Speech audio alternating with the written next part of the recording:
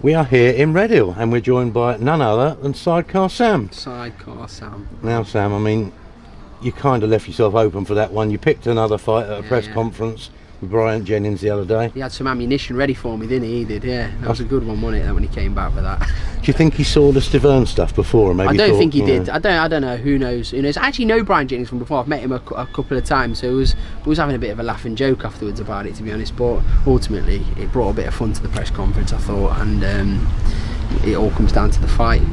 Is it 3 weeks' time? Three weeks' time. Is that your MO now, sort of get involved in press conferences? Maybe because Joe errs on the side of quiet sometimes. You think you better inject a little bit of chatter into it? No, I wouldn't say so. I believe I say the things that Joe wouldn't say. It's like almost not what he's thinking, but I will say things that I believe that Joe is. Listen, no man's unbeatable. No man's unbeatable. We've seen that in the heavyweight division. No man's unbeatable. But I think Joe's very underrated for what he's already achieved in boxing on an amateur level, and also as a professional, winning a Commonwealth title in his second fight. And Joe's just like he's a reserve guy, but people seem to forget that he's a well-educated man. That he's got a degree. He's a very smart guy that don't always say what sometimes I think needs to be said. He's just coming into his 10th fight, is that right? Yeah, just getting into double figures. He's going in against a former world title challenger in Jennings. Now, you said to Jennings when you had your little conflab afterwards, I picked you. Yeah. What's the thinking behind that selection then? It wasn't necessarily though. Joe could have had an easier fight on July 13th, but it's like when Tyson Fury said, "Oh, I wouldn't have picked him for Joe because he's a mover, he's fast, he's sharp." He's a good fighter, Jennings. A really, really good fighter. He's only ever lost against Ortiz, Klitschko, and Rivas. And Oscar Rivas, and he was beating Rivas for 11 rounds, and he switched off in the 12th round and got took out in the 12th round. But this is going to really, really show. Like, it's like Andy Ruiz for Joshua, like in the sense of he's got fast hands. He's not straight in front of you, so Joe's gonna have to punch downwards as well. Like, Joe's gonna have to cut the ring off well. But we believe in Joe. Like, as a team, I believe in Joe, and Joe believes in himself, and I think he's gonna put on a real statement against Jennings on July 13th. Joe's got a very specific style, isn't he? And it's a style you don't see very often. And it's a bit of a throwback style. Yeah, I mean, he's marauding. He wings shots in from everywhere. I suppose the only thing, and Jennings said it to ourselves after the fight, he says, you know, he's seen, but he takes the shot. He's basing it on the Stiverne fight. But Joe's style, I mean, these sort of fighters, it's not something they're going to have come up against before, is it? Jennings has not fought anybody like, and I was going to say, Klitschko, but Klitschko's nothing like Joe. He's not all over you, is he? Klitschko's 1-2 left hook and perfected that, and was one of the greatest heavyweights. No matter what anyone says about Klitschko, one of the best heavyweights to lace a pair of gloves up. But he's not like Joe. Joe is hunting you. Joe is hunting you for that amount of time. He's going to push you back. He's going to hit you everywhere. And this tight guard that Jennings has, it's not going to do you no good against Joe, because Joe punched through it and behind it. So Jennings said Joe's going to have to show something different to beat him than what he's shown. And that's what it's all about, isn't it? Coming of age in a fight. So Jennings definitely is Joe's hardest fight, in my opinion. I think people see this as I've spoke to a few people that have said to me, honestly, I think Joe could lose this fight. So we're going to see, aren't we? We are going to see. But Joe won't swallow a fight. That's what I know about him, and I know him as a man. He wouldn't. So Joe's coming for him for 12 rounds, and we're going to see how Jennings deals with it. I think he's going to drown him slowly. I'm going to ask Joe this himself later on, but I'll ask you as well. Yeah. Is which Joe are we going to see? Because at Stevenage in his last fight against Ustinov, well, he came out looking like, I've been a bit of an Adam Booth fighter now. First round, he was slipping and sliding a bit. He was working on things, wasn't he? The next round, he's almost thought, I'm going to go back to being my old self. And did the job, got him out of there. Are we going to see a hybrid of the two, maybe? Joe's had a lot more time with Adam now. He's had a proper full camp with. He's had 10 straight weeks on the bounce now, to prepare for this fight. So Joe's physically ready. In that last fight, I'm not just making excuses for him, but Joe could have done Ustinov a lot quicker, but he was really poorly the whole week of that fight, and even we was talking to Frank, thinking if he's not right, we're gonna have to. Well, no point risking it, not at this stage. But I think he did a good job. No one's ever done that to Ustinov before. No one's ever took him. I know he's a faded. He is what he is, isn't he, Ustinov? He's slow, he's sloppy, but he's not a mug. Joe took him out easily, didn't he? Really. So we're going to see now. Joe has to perform, doesn't he? It's like this is it for Joe now. It's his 10th fight as well, which I think he needs a lot of credit for, to take a fight like this in his 10th fight. We talk about Adam Booth now, but Joe's had a sort of a varied experience so far in his 9 fights. He started off with Salas, was it? Salas, yeah. And then you took him over to Big Bear with Abel Sanchez. Now you're with Adam Booth. I mean, you've been by his side all this time. Yeah.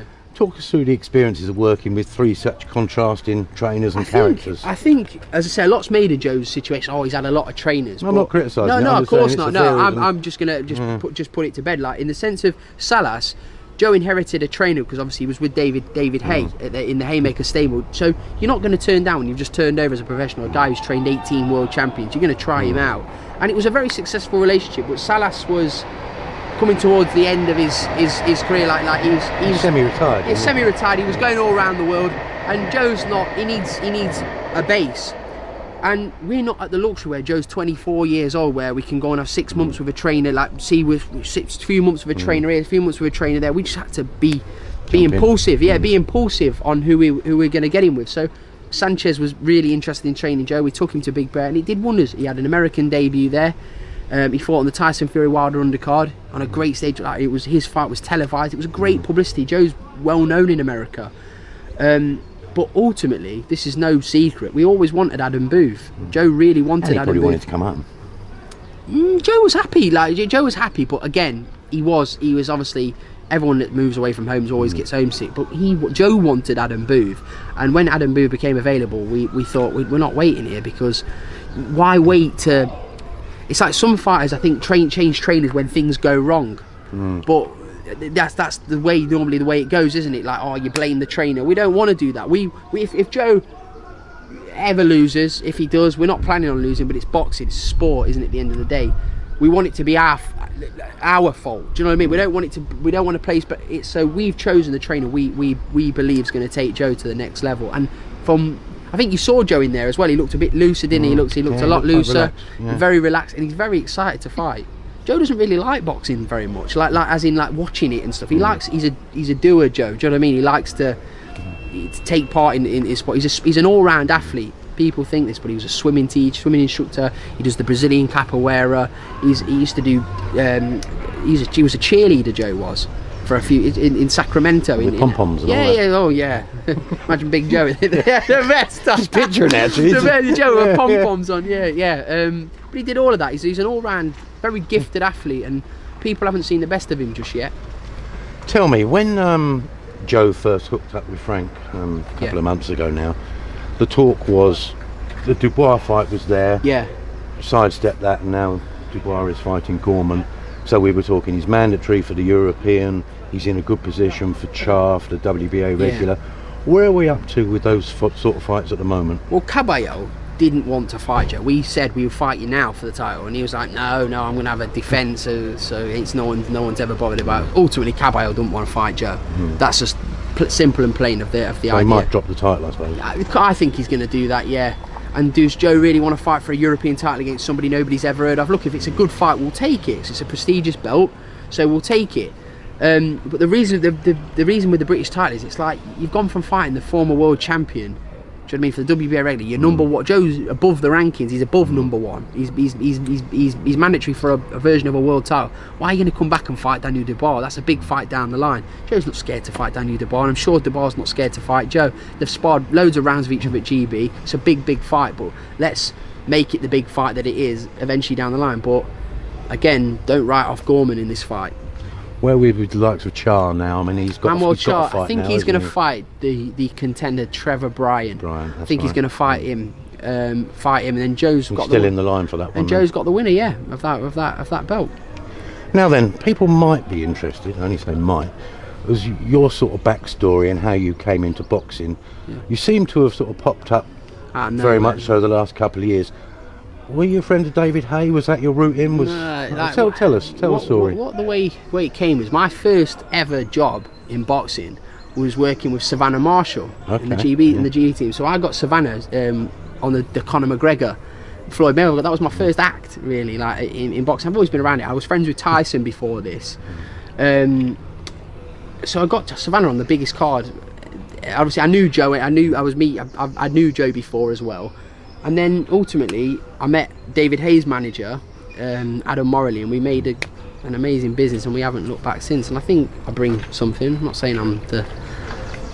But so where were you before you sort of hooked up with Savannah? What was your background? I was working as a car auctioneer at British Car Auctions. I used to do. So you've always sort of never been shy of standing up in front of people. I'm not shy about standing up in front of people. No, I'm not. No, it is what it is. And obviously now, it's like it's been a bit different for me because obviously when you step into this kind of world, obviously with social media, everything, it's like kill him. Do you know what I mean? Like that. So you have to kind of get used to that. But people are it is what it is. It is what it is. I think people are slowly starting to warm to me. But you're never going to please everybody. Do you know what I mean? Like Frank Warren, he gets loads of stick. Like Hearn, you can't do everything right. Like, do you know what I mean? You're not going to please everybody. But as long as you're true to yourself and so was there always a passion for boxing there in the background? Always. I tried boxing myself when I was young. I was useless at it. So I was I used to watch Prince Nazim. Like Prince Nazim made me love boxing. So your turning point was sort of meeting Savannah Marshall. Yeah, getting Savannah on that undercard was pretty big for me. Then you've developed relationships with people. And meeting Adam. Yeah, meeting Adam Morley. Yeah, like Adam Morley's a. I know, like, I can bias, but I think he's just a genius of a man as well. He really is. He's one of the legal man, isn't he? He works in legal, but he's also got a very, very wise head for boxing. And look, he wanted to be more involved on the boxing side because he's worked in boxing for 25 years. But yeah, meeting him was probably the best thing that's happened to my career. So S-Jam was born, and Joe Joyce, I believe, is your sort of flagship client. He is. Which is obviously gives he's you He's also a mate as well, Joe. He's also a very he's probably my closest friend as well. So.